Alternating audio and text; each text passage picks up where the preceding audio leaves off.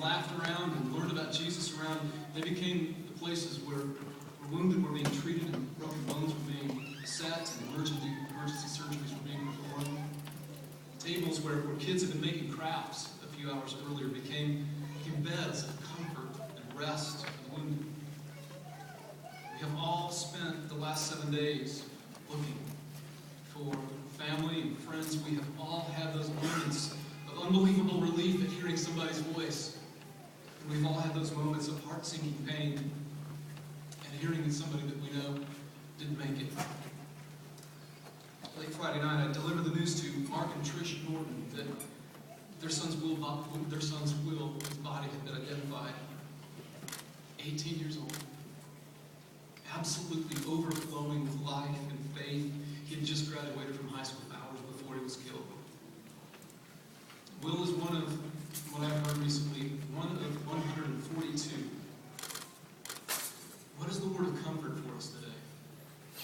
The word of comfort today for Will's family and for all those that are grieving comes from the God of the universe. The God who took human form and walked among us. He suffered. And that's what it's like for us when we suffer. And Jesus said this. He said, "Do not let your hearts be troubled. Trust in God. Trust also in me." He said, "In my Father's house are many rooms, and if it were not so, I would have told you." He said, "I'm going to prepare a place for you. And if I go and prepare a place for you, I will come back and take you to be with me, so that you also will be where I am." He said, "Before long, the world will not see me anymore, but you will see me. And because I live, you also will live." And then he also says this a few verses later. He says, "Peace I leave with you, my peace I give to you. And I do not give as the world gives. So do not let your hearts be troubled. And do not be afraid." To those families who died, I think God is saying to you right now, death does not get the last word.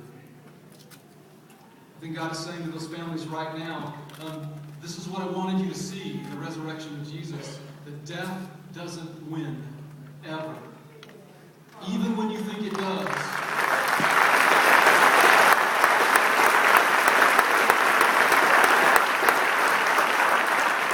I'm saying you families have lost someone, even if it looks like death wins, it doesn't get the last word. Life wins. Life wins.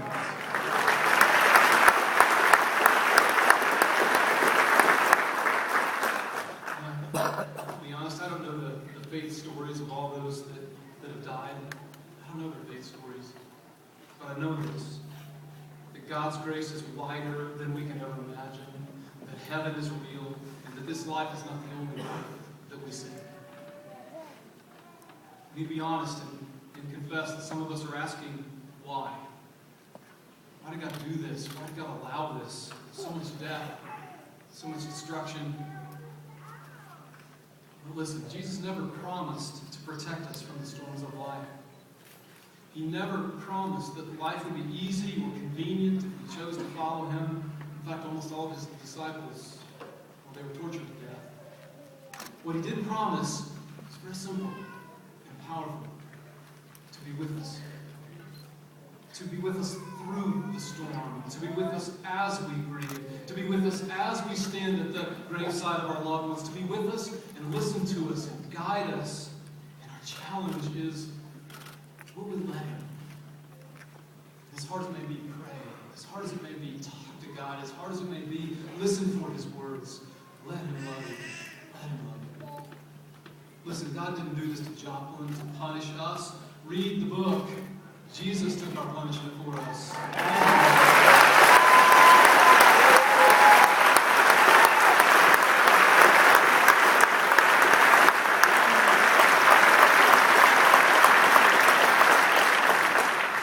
This happened because life on this side of eternity, it's unpredictable.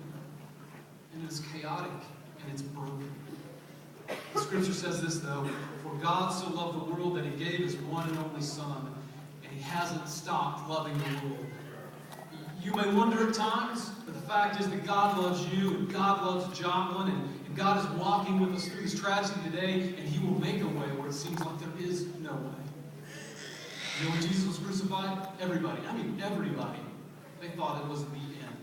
The disciples had forgotten everything that he told them. Their Their world had come crashing down around them. There was this eerie darkness that covered the land. And for parts of 3 days, there was no hope. But